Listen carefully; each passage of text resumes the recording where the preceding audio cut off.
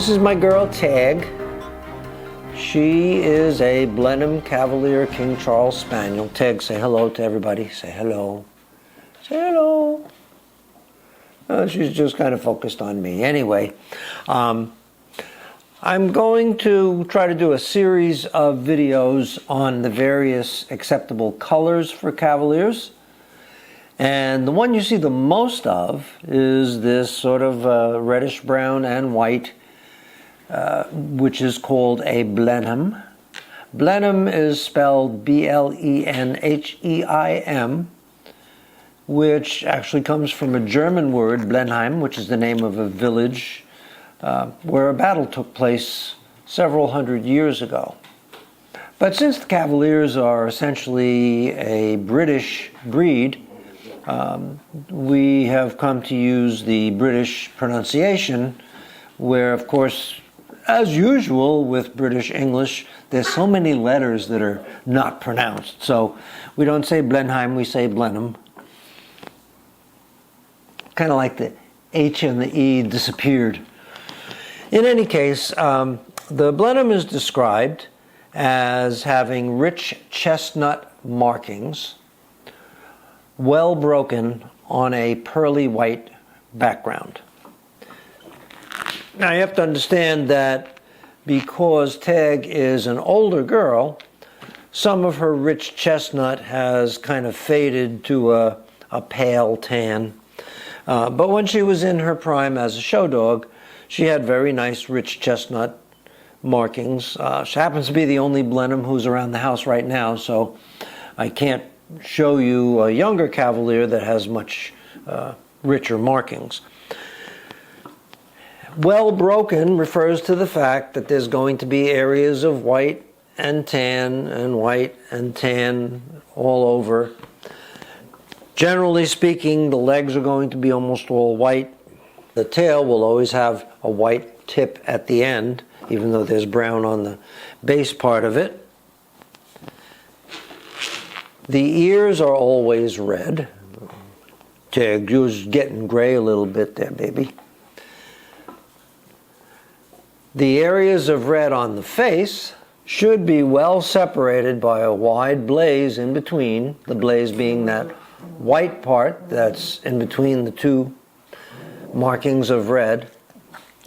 And a very valued but not necessarily essential marking is the lozenge or spot. I'm sorry if I'm making you a little uncomfortable, baby, I'm sorry. Right in the center of the forehead. We refer to it as the Blenheim spot, but it's sometimes referred to as the Queen's kiss, because these dogs certainly have the blessing of the Queen, or more commonly, the Duchess thumbprint. And it's kind of an interesting story that goes along with that. In the early 18th century, when these dogs' predecessors were very popular, the first Duke of Marlborough, and by the way, there's more silent letters in Marlborough. There's a GH at the end that you never pronounce, but that's another story. The first Duke of Marlborough, his name was John Churchill. Yes, he was an ancestor of Winston Churchill. Went off to fight in what became the Battle of Blenheim in what is now Germany. Here's a little picture of the first Duke and a reproduction of a painting that was done when the Duke of Marlborough was accepting the surrender of the French at the end of the battle, in which he was victorious. But of course, communication in those days was not all that phenomenal, and so the Duchess, Sarah Churchill, was home worried about her hubby off at war, and according to the legend, she always had her little brown and white spaniel on her lap, and since she was nervous, she would, according to legend, rub her thumb nervously on the forehead of that girl who was, at the time, pregnant. Her dog later gave birth to 5 puppies who all had this nice little mark on their forehead. And so people referred to that as the Duchess thumbprint. And by the way, when the Duke came back from battle victoriously, the Queen was so grateful for his service that she built a palace for him to live in, which is known as Blenheim Palace. Still a very nice place to visit if you're ever in England. And every Duke of Marlborough has lived there since, and the current Duke of Marlborough still lives there. Here's a picture of me and the Duke. I did visit the palace, I guess it was about 15 years ago. And we got to meet him at a dog show that was being held there. So the Blenheim Cavaliers are closely associated with the Duke of Marlborough and with Blenheim Palace.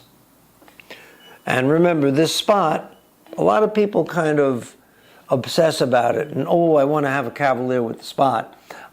But it's stated clearly in the breed standard that it's not essential, it's prized, it's a very nice feature, but it's not essential.